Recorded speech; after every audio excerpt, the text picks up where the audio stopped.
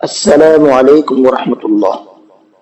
امید ہے کہ سبھی ساتھی خیریت سے ہوں گے، اور جو کچھ بتایا جا رہا ہے قرآن کریم کے تعلق سے، جو قواعد، جو گرامر آپ کو بتائے جا رہے ہیں، اس کو آپ یاد بھی کر رہے ہوں گے، اور ساتھ ساتھ اس کو قرآن کریم کے اندر یا قاعدے کے اندر اگر کچھ پڑھ رہے ہیں تو وہاں پر ان کو اپلائی بھی کر رہے ہوں گے۔ باقی تو میں آپ کو اپلائی کر کے دکھا رہا ہوں، سمجھا رہا ہوں سب چیز، تو سب کچھ سمجھ میں آ ہی رہا ہوگا۔ تو ہمارا جو سبق چل رہا ہے اس وقت میں، وہ مد کا بیان چل رہا ہے۔ مد کے بارے میں ہم نے پڑھا تھا کہ اگر حروف مدہ کے بعد، جو ہم نے 3 حروف مدہ پڑھے تھے، ان کے بعد میں اگر حمزہ اسی کلمے کے اندر آ جاتا ہے جس میں حروف مدہ ہے، تو وہاں پر مد متصل ہوگا۔ مد متصل کو 3 سے 5 الف کی برابر کھینچ کر کے پڑھا جاتا ہے۔ اور اگر حروف مدہ کے بعد میں حمزہ اس کلمے میں نہیں ہے بلکہ اگلے کلمے میں، دوسرے کلمے میں ہے، تو وہاں پر مد منفصل ہوگا، اور مد منفصل کو 1 سے 3 الف کی برابر کھینچ کر کے پڑھا جاتا ہے۔ اسی طریقے سے تیسرا قاعدہ ہم نے پڑھا تھا کہ اگر حروف مدہ کے بعد میں سکون یا تشدید آ جائے تو وہاں پر مد لازم ہوگا، اور مد لازم کو بھی 3 سے 5 الف کی برابر کھینچ کر کے پڑھنا ہے۔ تو جو پہلا مد متصل اور مد لازم، یہ دو جو قاعدے ہیں، ان کو تو کرنا ضروری ہے، اور جو بیچ والا قاعدہ ہے مد منفصل 1 سے 3 الف کے برابر جس کو کھینچنا ہوتا ہے، وہ مد جائز ہے، وہ کر بھی سکتے ہیں، نہیں بھی کر سکتے۔ تو میں نے آپ کو مد متصل کی کل پریکٹس بتا بھی دی تھی پچھلے سبق کے اندر۔ اب میں آپ کو آج کے سبق میں مد منفصل کی پریکٹس بتاتا ہوں اور اس کو سمجھاتا ہوں کیسے کرنا ہے۔ چلیے شروع کرتے ہیں۔ اچھا، فا یا مد زیر فی، حمزہ میم زبر ام، فی ام، را زیر ری، فی امری، نون الف زبر نا، فی امرینا۔ تو دیکھیے یہاں پر فا یا زیر فی ایک الگ کلمہ ہے اور امرینا ایک الگ کلمہ ہے، ٹھیک ہے؟ اتنی بات کو سمجھیں آپ۔ تو جب ہمیں یہ سمجھ میں آ گیا کہ فی الگ کلمہ ہے، امرینا الگ کلمہ ہے، تو پہلے کلمے کے اندر یا مدہ آ گئی ہماری، اور اگلے کلمے کے شروع میں حمزہ آ گیا، جس کی وجہ سے یہاں پر چھوٹا مد ہو رہا ہے، مد منفصل ہو رہا ہے۔ اس کی ایک پہچان یہ بھی ہے کہ چھوٹا مد ہوتا ہے مد منفصل۔ فی امرینا، آگے دیکھیں، لام الف مد زبر لا، حمزہ قاف پیش اق، لا اق، سین زیر سی، لا اقسی، میم پیش مو، لا اقسم۔ اب اس کے اندر کتنے قاعدے ہیں، وہ تمام قاعدے میں آپ کو بتاتا ہوں۔ پہلا قاعدہ اس میں حروف مدہ کا ہے، الف سے پہلے زبر ہے، اس کو کھینچ کر کے پڑھیں گے، اور یہ لا ایک الگ کلمہ ہے، اقسم الگ کلمہ ہے، ٹھیک ہے؟ تو اب جب یہ بات سمجھ میں آ گئی تو اب دیکھیں دوسرا قاعدہ، حروف مدہ کے بعد میں حمزہ دوسرے کلمے کے شروع میں آ رہا ہے، جس کی وجہ سے یہاں پر چھوٹا مد ہو رہا ہے، مد منفصل ہوگا۔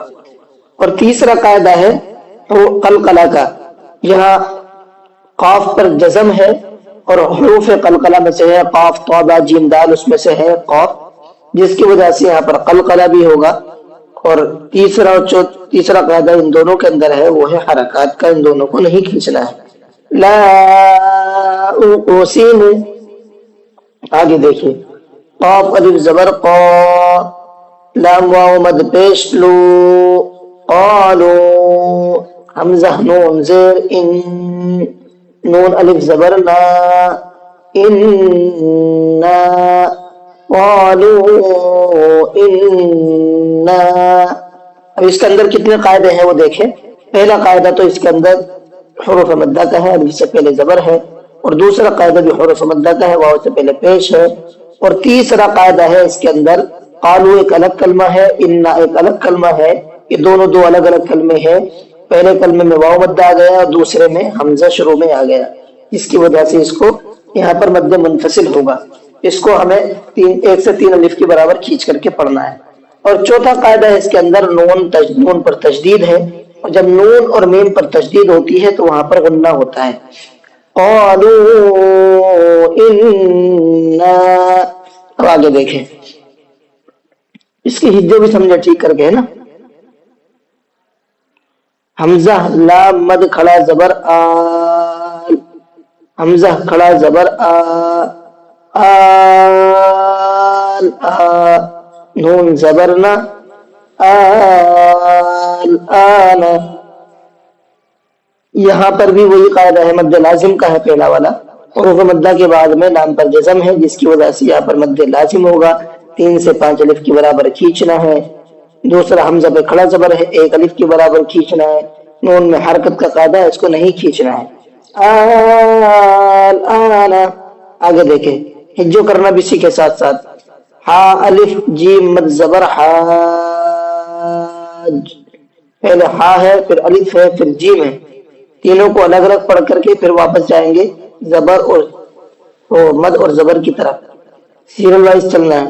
ہا الف جیم مد زبر حاج، جیم واو پیش جو، حاجو، کاف زبر کا، حاجو کا۔ یہاں پر مد لازم کا قاعدہ ہے، 3 سے 5 الف کے برابر کھینچنا ہے۔ آگے دیکھیں واو صاد زبر وس، صاد فا مد کھڑا زبر صوف، وصوف، فا کھڑا زبر فا، وصوف، تا زیر تی، وصوفاتی۔ تو یہاں بھی جو ہے مد لازم کا قاعدہ ہے، صاد پر تشدید آ گئی وہ فا پر اس کے کھڑا زبر کے بعد میں، اس کی وجہ سے یہاں پر مد لازم ہوگا۔ تو چلیے بس آج کا سبق یہیں تک، باقی انشاءاللہ اگلے سبق میں دیکھتے ہیں۔ تو اگر میری ویڈیو آپ کو سمجھ میں آئی، سمجھانا سمجھ میں آیا ہے تو ویڈیو کو لائک کر لیں، چینل کو سبسکرائب کر لیں تاکہ ہماری تمام اپڈیٹ آپ تک پہنچتی رہے اور قرآن کریم کا فیض آپ سب کو ملتا رہے اور جنت کے حقدار ہم سب بن جائیں، آپ کے صدقے میں مجھے بھی جنت نصیب ہو جائے۔ السلام علیکم ورحمۃ اللہ۔